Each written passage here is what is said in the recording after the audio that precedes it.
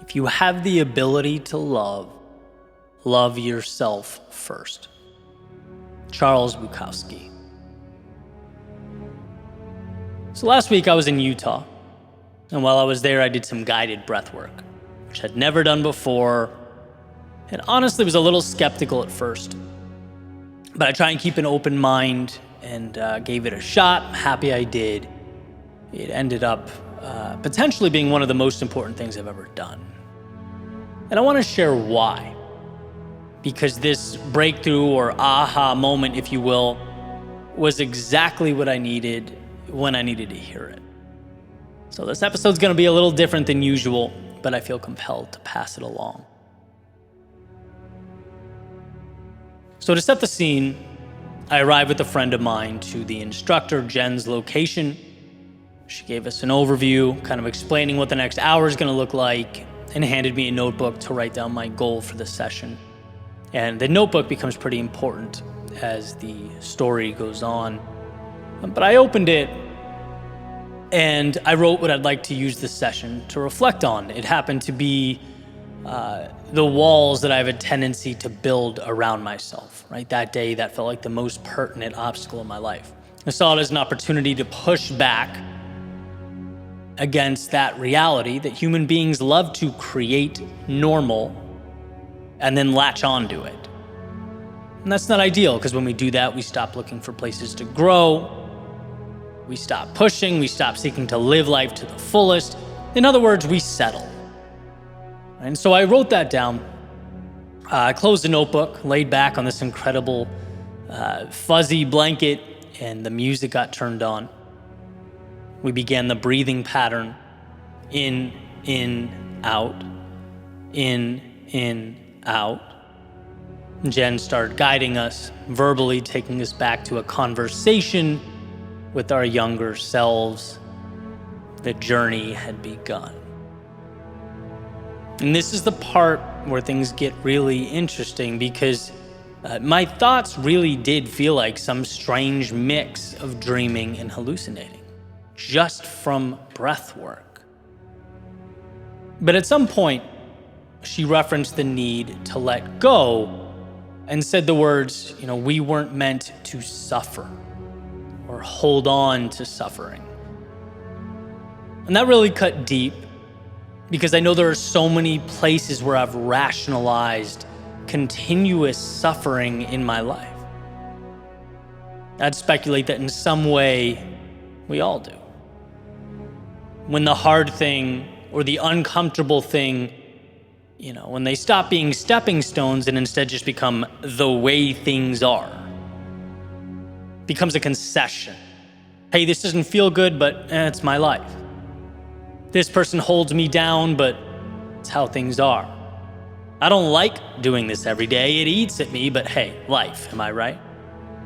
That's learned helplessness. It hides in the corners and the nooks and crannies of life, subtle enough that we don't give it much thought.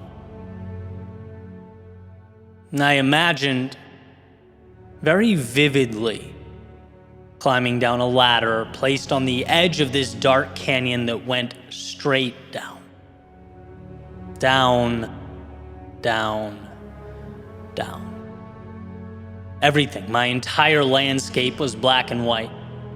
There was zero color, except for the rays of light barely visible at the bottom. All the way down as I descended into the canyon. The colors, they'd get a little stronger, a little brighter, as if every step put a little more vibrance into my life.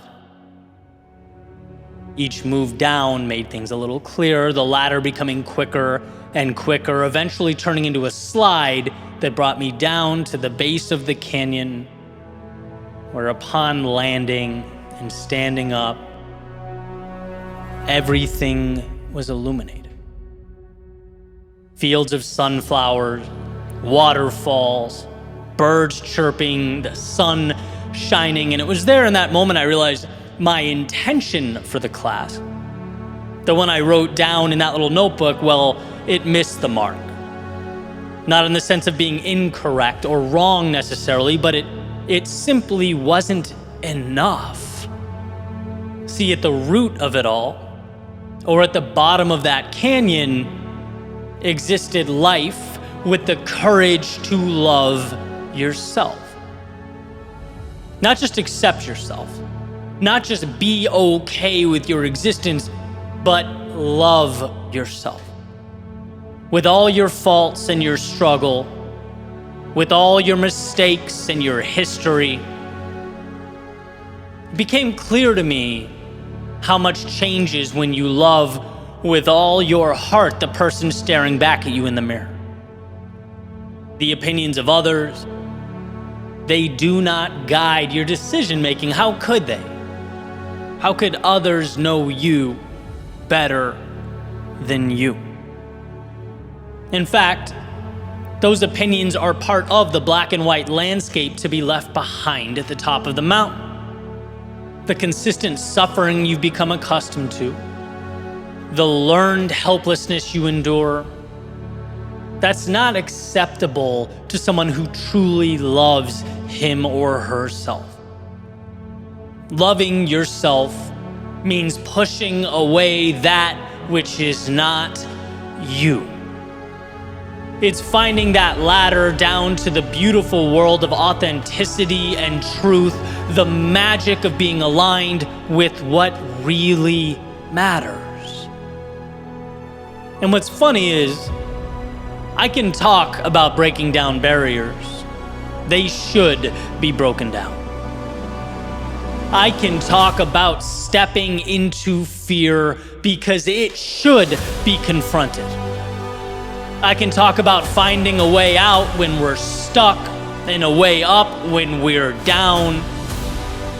I can talk about all of that every day of my life.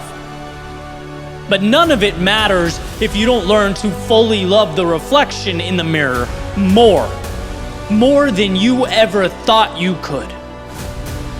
Think about the gift you could give to that younger version of yourself. Think about what you could give to those close to you, your family, your friends. Think about what you could do for the world if you left those black and white concessions behind you and lived a life true to yourself. It is, of course, not always easy, but I learned that day that it is the North Star. It's what we build upon. So before we ask how to shape the world around us, maybe we should be asking, how do we embrace the one within us? Maybe we should learn to love ourselves so deeply that those walls don't need to be broken down. Because in time, we'll learn not to build them up in the first place. We'll learn that in a world of black and white, it is acceptance and trust and confidence and love that gives it color.